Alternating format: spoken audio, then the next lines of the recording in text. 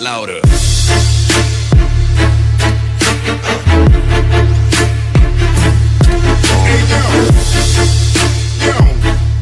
What do you do if you're Conor McGregor?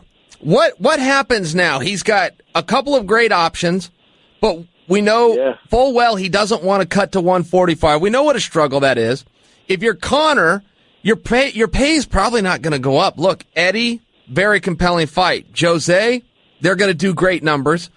So either way, it's a title fight. You've already beat Jose, so you're doing him a favor by going back down. You're not really doing yourself one. If you're Conor and you're a big guy and you're growing a little bit because you're doing this 170 thing, is there any reason to go back to 145? Why don't you just go to 155 and say, great, I'm right back in the main event. I'm right back for a world title fight. I'm right back in a big payday. If I put myself in Conor's shoes, I go to 155. Is that the move? Yeah, I say you fight Eddie Alvarez on Madison Square Garden. Why not? Yeah. You know? And I think that's what it'll do.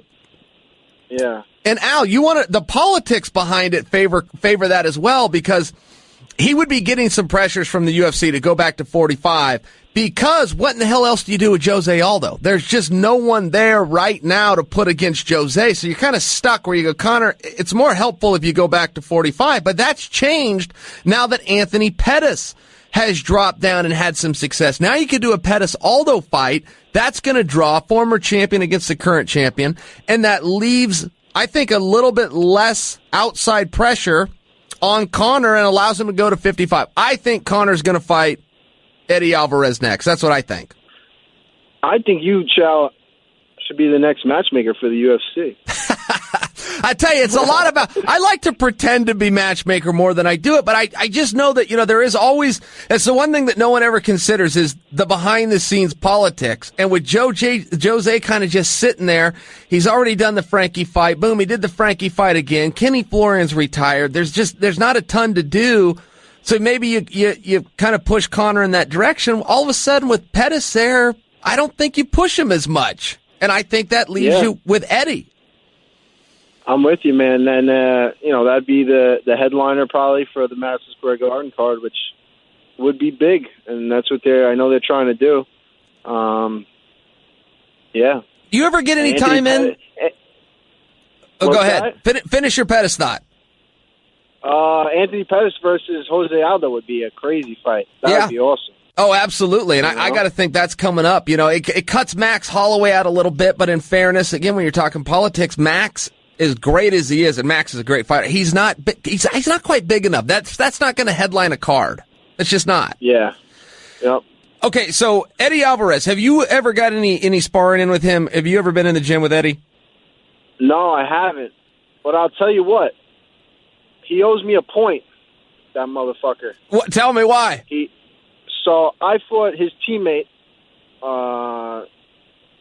Will Martinez, at the Ring of Combat. Okay. And he was trying to take me down in his own corner. Eddie was in his corner. And I was posting my hand on the cage. And there was no problem with it because you're allowed to post your hand on the cage. You're just not allowed to grab the cage. But then Eddie Alvarez stood up. And Eddie Alvarez screamed, he's grabbing the cage, he's grabbing the cage. So the ref didn't take a point away. The ref let it go. And then in between rounds, one of the athletic commissioners, he took the point away because Eddie Alvarez was yelling, he's grabbing the cage, he's grabbing the cage. So he cost me a point, and now I won the fight, but because of the point, I have a draw. So now I have a 1 all the way at the end of my record because of that guy.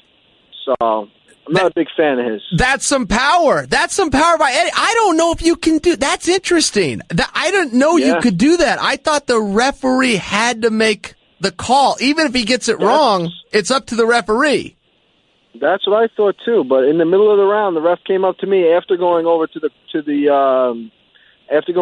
table, and he said, "We're taking away a point." And I was like, at the time, it happened so fast. I was like, oh, whatever, fuck, I got to finish this guy now. And, I went out there and I won the fight 2-1, 29-28. And because of the point, it was 28-28. Tried to appeal it, but no good. And, it is what it is. Eddie owes you a point. The bottom line is Eddie owes you a point. He owes me a point. I love it.